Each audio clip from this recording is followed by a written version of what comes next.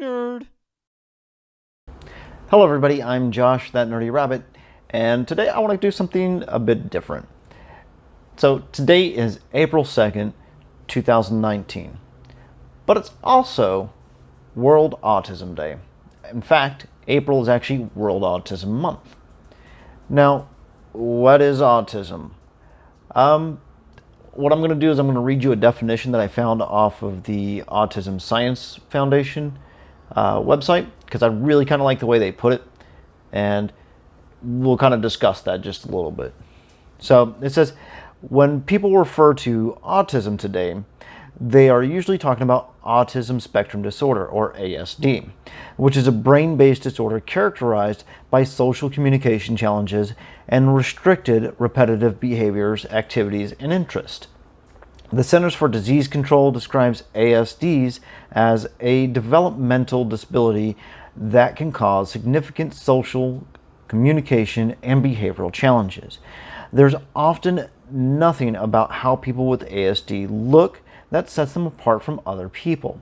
But people with ASD may communicate, interact, behave, and learn in ways that are different from most other people. The learning, thinking, and problem-solving abilities of people with ASD can range from gifted to severely challenged. Some people with ASD need a lot of help in their daily lives. Others need less. Now, I really like the way that kind of does it, because when they talk about autism is, as it says, a spectrum. Now, a lot of people sit back and say it is a disability. Now, it's kind of contention in my life, because I do have an autistic person in my life, and they are a great gift and a joy to my life as well. But they're not on the low end of the spectrum where they're needing a lot of help. Now, there's what they call like the low end of the spectrum and the high end of the spectrum. High end, meaning like, you're high functioning. You're able to do a lot more stuff as, let's say, normal people would put it. You don't really need a lot of help with a lot of things. You just have certain characteristics and behaviors. Like a lot of people with what they call Asperger's syndrome is kind of like the high end of the spectrum a lot of times. And there's a lot of people out there who have been diagnosed with that you may not have even known.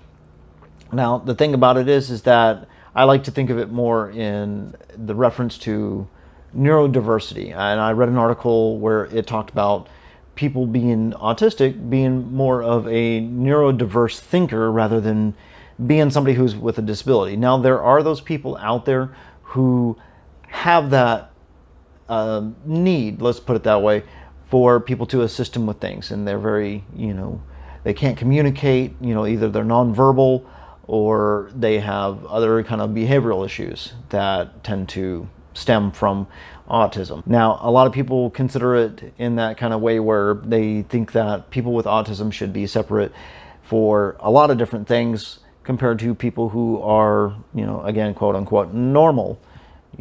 But that's where we get into that whole neurodiversity. Here it is that we're trying to shove these people into a box and say, you need to be this way, rather than trying to help them out and be more accommodating to them. I'm not saying that we have to do every little thing, to be accommodating towards everything, like a behavioral type of thing. No, that's something that should be corrected. But, when you have other things where we're trying to sit back and say, no, you have to think this way, or you have to continuously talk this way with other individuals and things like that, that's where we're kind of trying to shove people into a box. And, in my opinion, I think we really kind of need to open and broaden our horizons with that and be more accommodating and helpful to these people.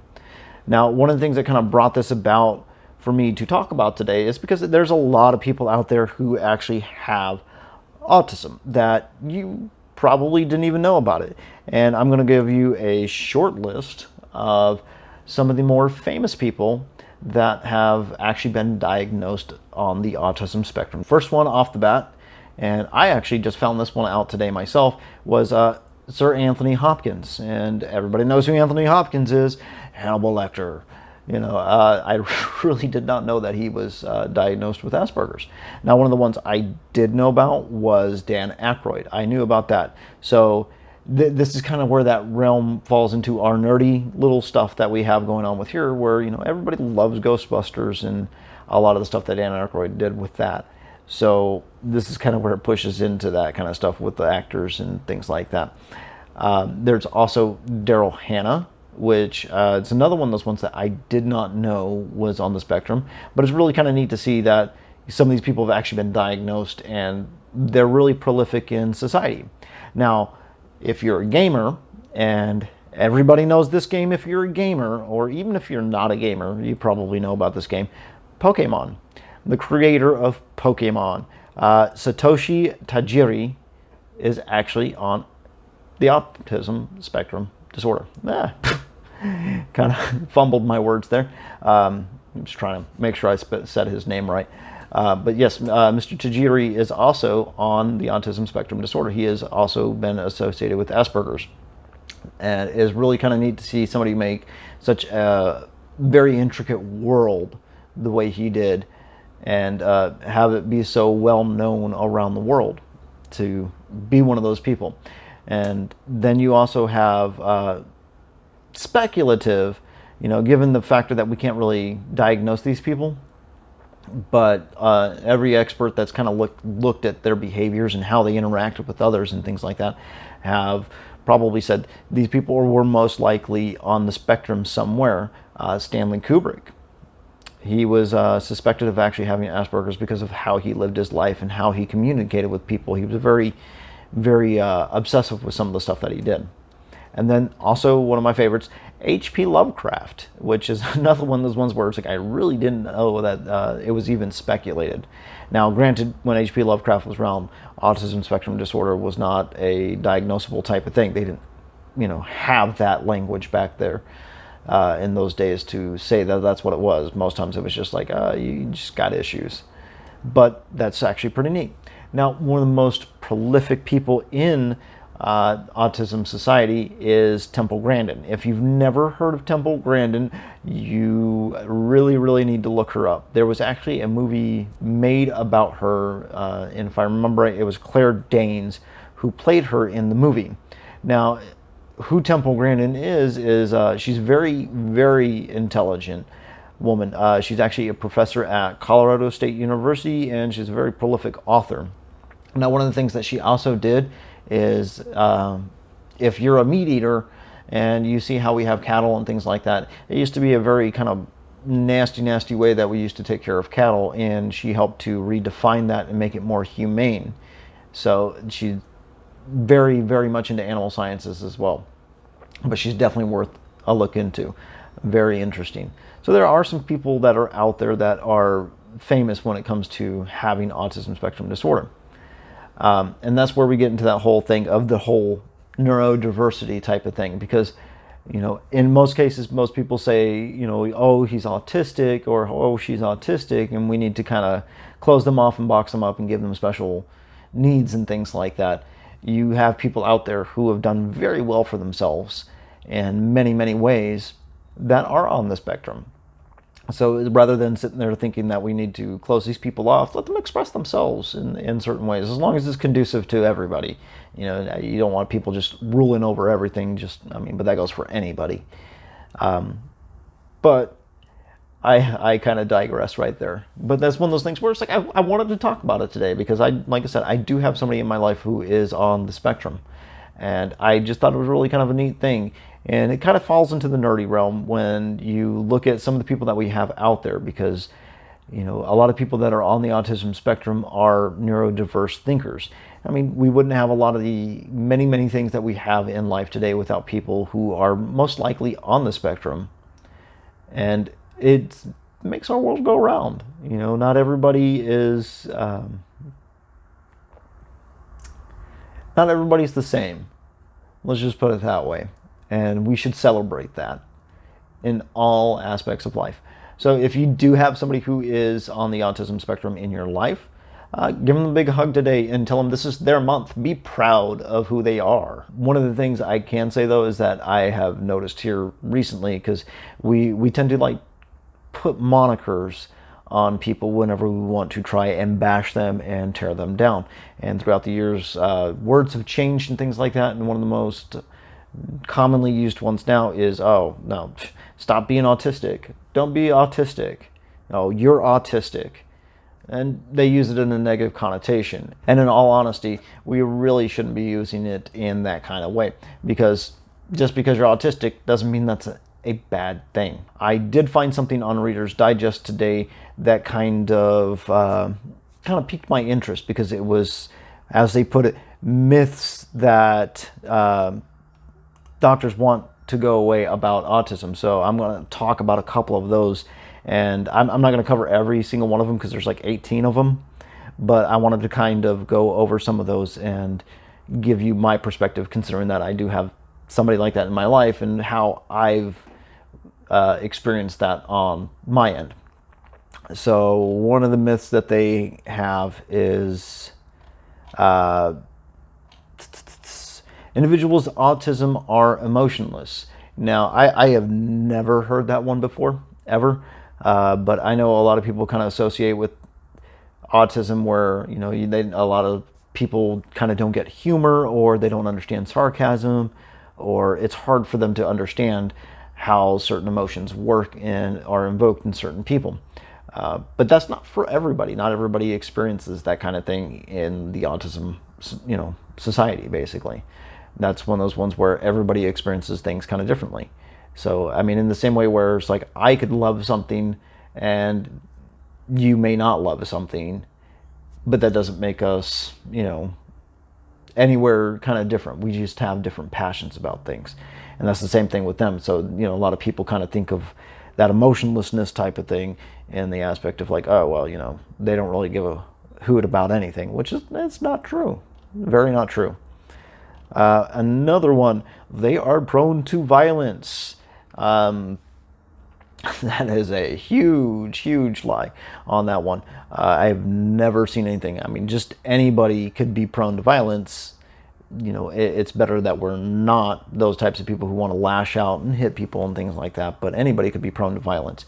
It's not just in that area. And I honestly cannot tell you that I have ever met one autistic person in my life that has ever hit or struck anybody, out of anger, or, just because, they're not getting their way or anything like that. So that's a huge myth that definitely needs to be squashed. Now, another one is individuals on the spectrum are all gifted.